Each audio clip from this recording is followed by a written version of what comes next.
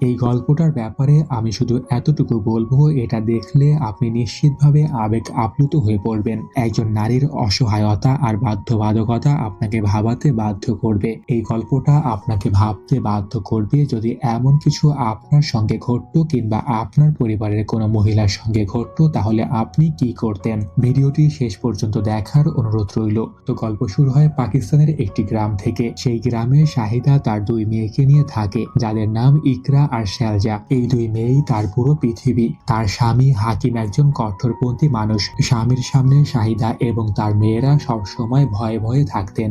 এমনকি শাশুড়িও সবসময় ছেলের কথাতে সায় দিতেন। একদিন শাহিদা স্বামীর চোখ এড়িয়ে তার বন্ধু মেহরিনের সঙ্গে দেখা করতে যায়। সে তাকে বলে, আমার বড় মেয়ে ইকরা প্রাইমারি পড়া শেষ করেছে, আমি চাই ও আরো পড়াশোনা করুক, কিন্তু সমস্যা হলো আশেপাশে কোথাও কোনো স্কুল নেই। পাশের গ্রামের মাস্টারজি ছেলেদের পড়ান, আমি ভেবেছি ওনার সঙ্গে কথা বলবো। মেহরিন যখন শাহিদার বাড়ি থেকে ফিরে আসে তখন তার বাবা তাকে দেখে ফেলে এবং খুব বকাঝকা করে। সে বলে, আজ আবার তুমি ওই মহিলার সঙ্গে কেন দেখা করেছো? জানো না তাকে নিয়ে গ্রামের মানুষজন কি সব কথা বলে? যে নারীর স্বামীর কথা শোনে না তার সঙ্গে কেউ মেশে না। এইভাবে মেহরিনকে জোর করে শাহিদার থেকে দূরে রাখা হয়। স্বামী বাড়িতে না থাকলে শাহিদার ঘর ভরে ওঠে মেয়েদের হাসি আর খুশিতে, কিন্তু হাকিম বাড়ি ফিরলেই দুই মেয়ে ভেতরে লুকিয়ে পড়ে। ঘরে নেমে আসে নিস্তব্ধতা। এখানে না আছে হাসার অধিকার, না আছে প্রশ্ন করার অধিকার। গ্রামের নারীরাও শাহিদার সঙ্গে ঠিকভাবে কথা বলে না। তারা বলে, আমাদের স্বামী আর ভাইয়েরা আমাদের নিষেধ করেছে তোমার সঙ্গে কথা বলতে, তুমি নাকি অন্যদের মাথা নষ্ট করো। এখানে শাহিদা তার মেয়েদের পড়াতে চায়, এই কারণে লোকেরা তাকে খারাপ মা বলে পাগল বলে সে নাকি মেয়েদের বিগড়ে দিচ্ছে। নিজের অধিকারে কথা বলে বলে সবাই তাকে পাগল বলে ডাকে। হাকিম প্রায়ই এক বাবার কাছে যায়। সেই বাবা তাকে বলে, তোমার স্ত্রীকে নিয়ন্ত্রণে রাখো, তুমি যা বলবে ওকে তাই মানতে হবে। জেদি ঘোড়াকে কিভাবে বশে আনতে হয় সেটা তোমাকে জানতে হবে। একদিন হাকিম বাড়ি ফিরে এলে শাহিদা ভয়ে ভয়ে ইকরার পড়াশোনার কথা তোলে। এই কথা শুনতেই হাকিম রেগে আগুন হয়ে যায়। শাহিদা আর কিছু বলার আগেই হাকিম তাকে হুমকি দেয়, আমি তোমাকে বিয়ে করেছিলাম শুধু একটা কারণে, আমার মা অসুস্থ ছিল, তাকে দেখাশোনা করার জন্য একজন মহিলার দরকার ছিল, না হলে তোমার মতো একজন বিধবাকে কে বিয়ে করবে? আমার সামনে যদি আর কখনো এই কথা তোলো তোমার জিভ কেটে নেব।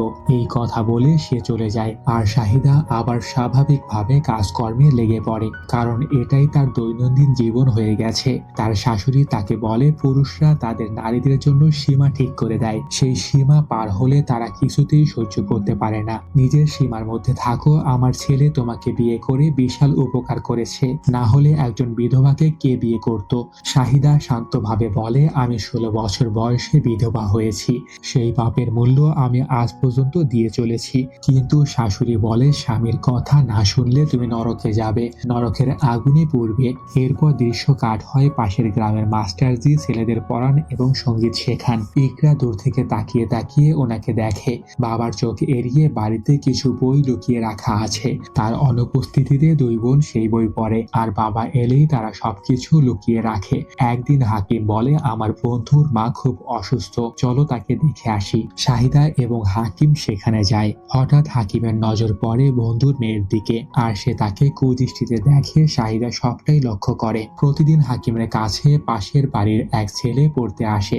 একদিন সে তাকে একটা অঙ্ক করতে দেয়। শাহিদা 1 সেকেন্ডে সঠিক উত্তর বলে দেয়, কিন্তু হাকিম খুশি হয় না, 1 সেকেন্ডে রেগে যায়। সে বলে, তুমি নারী নারীর মতোই থাকো, পুরুষদের সমান হতে যেও না। রাতে হাকিম বলে, আগামীকাল ভোরের আগে আমাকে শহরে পৌঁছাতে হবে, তাই তাড়াতাড়ি উঠে আমার জন্য নাস্তা বানাও। এই কথা শুনে আজ শাহিদা খুব খুশি, কারণ স্বামী চলে যাওয়ার পরই সে ছুটে যায় মাস্টারজির কাছে। সে বলে, আমি একজন অসহায় নারী, সমাজে আমার কোনো মূল্য নেই। মাস্টারজি একজন ভালো মানুষ, তিনি তাকে বোঝায়, তুমি দুর্বল নও, নিজের ভেতরে শক্তিকে চেনো, তুমি সবকিছুই করতে পারো, কাউকে ভয় পেও না। এরপর শাহিদা তার মেয়ে ইকরার পড়াশোনার কথা তোলে। সে চায় তার মেয়ে আরো পড়াশোনা করুক। মাস্টারজি তাকে শহরে একটি দোকানের ঠিকানা দিয়েছিল, যেখানে ইকরার পরের ক্লাসের বইগুলো পাওয়া যাবে। কিন্তু স্বামীর ভয়ে শাহিদা ইকরাকে মাস্টারজির কাছে পড়াতে পাঠাতে পারত না। তবে এই বইগুলোর সাহায্যে সে ঘরে বসেই পড়াশোনা করতে পারবে, এটা ভেবেই নিজেকে সান্ত্বনা দিচ্ছিল শাহিদা। এদিকে হাকিম শহর থেকে ফিরে এসেছিল। শাহিদা তাকে মিথ্যা বলে যে ইকরার শরীর ভালো নেই, তাকে শহরে ডাক্তারের কাছে নিয়ে যেতে হবে। হাকিম বলে, আমি সারাদিন মাঠে ব্যস্ত থাকবো, তুমি তোমার বাবার সঙ্গে চলে যাও। কিন্তু কথা হলো শাহিদা কারোর সঙ্গে শহরে গিয়ে বই আনতে পারবে না। তবুও পরের দিন সে তার মায়ের সঙ্গে দেখা করতে যায়। শাহিদার ভাই ইবাদতের কাজে নিজেকে ডুবিয়ে দিয়েছিলেন এবং সে আর কখনো বাড়ি ফেরে না। এই কারণে শাহিদার বাবা তাকে ভীষণ ঘৃণা করেন।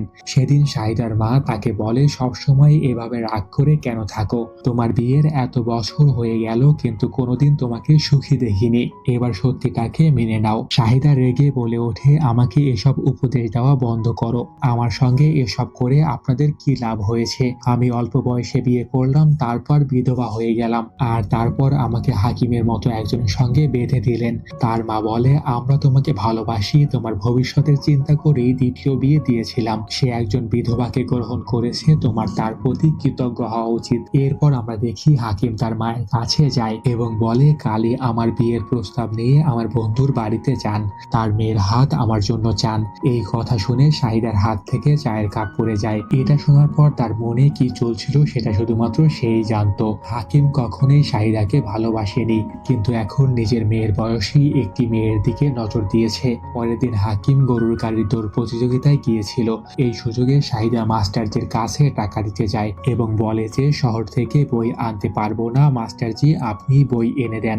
এদিকে হাকিমের মা তার বন্ধুর বাড়িতে গিয়ে তার ছেলের জন্য মেয়ের হাত চান। তার বন্ধুরও কোনো আপত্তি ছিল না। শাহিদার অনুমতি ছাড়াই হাকিমের বিয়ে সেই মেয়ের সঙ্গে ঠিক হয়ে যায়। 10 তারিখ নিকার ডেট ঠিক করা হয়। খবরটা পেয়ে শাহিদা একেবারে চুপ হয়ে যায়। হঠাৎ সে নীরবতা ভেঙে সোজা সেই মেয়েটির কাছে যায় যার সঙ্গে হাকিমের বিয়ে। কথায় ভুলিয়ে ভালো বুঝিয়ে সে মেয়েটিকে বাড়ি থেকে দূরে নিয়ে যায়। হয়তো কোথাও লুকাতে চেয়েছিল, কিন্তু তখনই মেয়েটির বাবা দেখে ফেলে এবং শাহিদার হাত থেকে নিজের মেয়েকে ছিনিয়ে নেয়। মেয়েটির পুতুলটা সেখানেই পড়ে যায়। শাহিদা তখন অসহায় একেবারে ভেঙে পড়ে। হাকিম যখন জানতে পারে শাহিদা তার হবু স্ত্রীকে গায়েব করার চেষ্টা করেছে, সে শাহিদাকে নির্মমভাবে মারধর করে।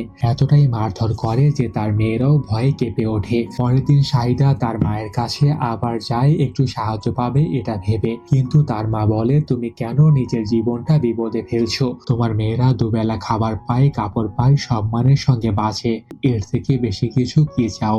এমন কিছু করো না যাতে আমরা বিপদে পড়ে যাই। শাহিদা চুপচাপ বাড়ি ফিরে আসে। অবশেষে সেই দিনও চলে আসে। 4 জন সাক্ষীর সামনে হাকিম সেই শিশুটিকে বিয়ে করে বাড়ি নিয়ে আসে। সে শাহিদাকে বলে, ওকে খাবার দাও। শাহিদা আর তার মেয়েরা নববধূটিকে দেখে হতভম্ব হয়ে যায়। হাকিম মেয়েটিকে শাহিদার কাছে রেখে চলে যায় এবং বলে, রাতের মধ্যে ওকে তৈরি করে দিও। মেয়েটি কাঁদতে কাঁদতে বলে, আমি আমার বাড়িতে যেতে চাই। শাহিদার চোখ ভরে ওঠে অশ্রুতে। রাত হয়, শাহিদা এক ভয়ানক স্বপ্ন দেখে। পরদিন সকালে কারো জানাজার খবর শোনা যায়। সে আর কেউ নয়, হাকিম যাকে বিয়ে করে এনেছিল সেই ছোট্ট মেয়েটি মারা গেছে।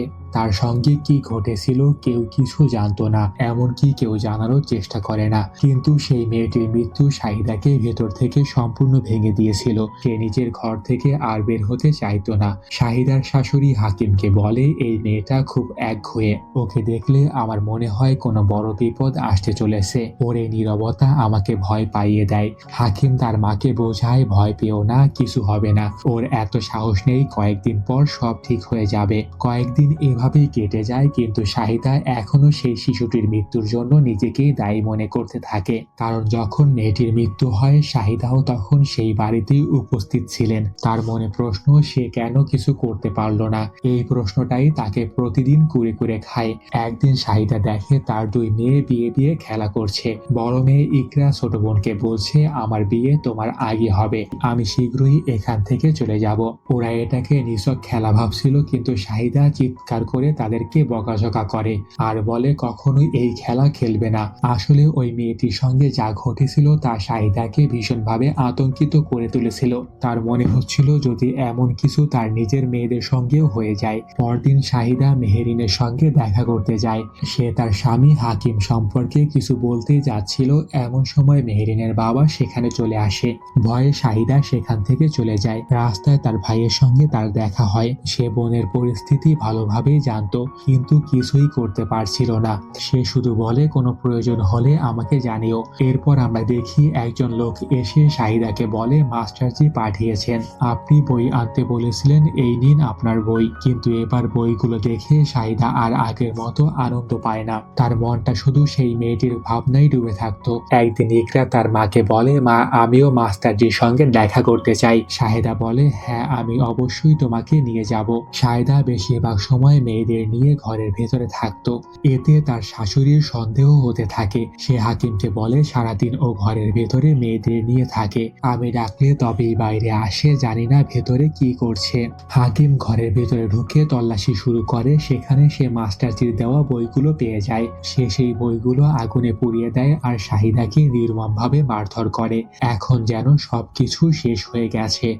কিছুদিন এভাবেই কেটে যায়। একদিন হাকিম আবার তার মায়ের সঙ্গে কথা বলে। সে জানায়, নাসিরের চাচাতো ভাই আমার জন্য বিয়ের প্রস্তাব পাঠিয়েছে। সে তার মেয়েকে আমার সঙ্গে বিয়ে দিতে রাজি। এই কথা শুনে তার মা খুব খুশি হয়। হাকিম একের পর এক ভুল করেই চলেছে আর তার মা প্রতিবারই তাকে সমর্থন দিচ্ছে। এরপর আমরা দেখি শাহিদা ভুট্টার বস্তা নিয়ে বাড়িতে ফিরছে। রাস্তায় তার সঙ্গে দেখা হয় সেই মেয়েটির মায়ের, যার সঙ্গে হাকিমের বিয়ের কথা চলছে। সে শাহিদাকে কাঁদতে কাঁদতে বলে, আমার মেয়ের বয়স তোমার মেয়ের সমান, কিছু করো, যেভাবেই হোক আমার মেয়েকে তোমার স্বামীর হাত থেকে বাঁচাও। কিন্তু আবারও সেই একই ঘটনা ঘটে। হাকিম সেই মেয়েটিকে বিয়ে করে দারুণ গর্বের সঙ্গে বাড়িতে ঢুকে পড়ে। শাহিদা কাপা গলায় বলে ওঠে, ওকে যেতে দাও। হাকিম রেগে চিৎকার করে ওঠে। শাহিদা বারবার একটাই কথা বলতে থাকে, ওকে যেতে দাও, ওকে যেতে দাও। হঠাৎ হাকিম তার পাগড়ি খুলে ফেলে, ঘরের ভেতরে ঢুকে যায় আর এদিকে ওদিকে নিজের বন্দুকটা খুঁজতে শুরু করে। কিন্তু সেই দিন বন্দুকটা ছিল শাহিদার হাতে। হাকিম কুড়াল হাতে নিয়ে তাকে মারতে এগিয়ে আসে। এক মুহূর্তের মধ্যে রাগ, ভয় আর চরম অসহায়ত্বে শাহিদা নিজের স্বামীকে হত্যা করে ফেলে।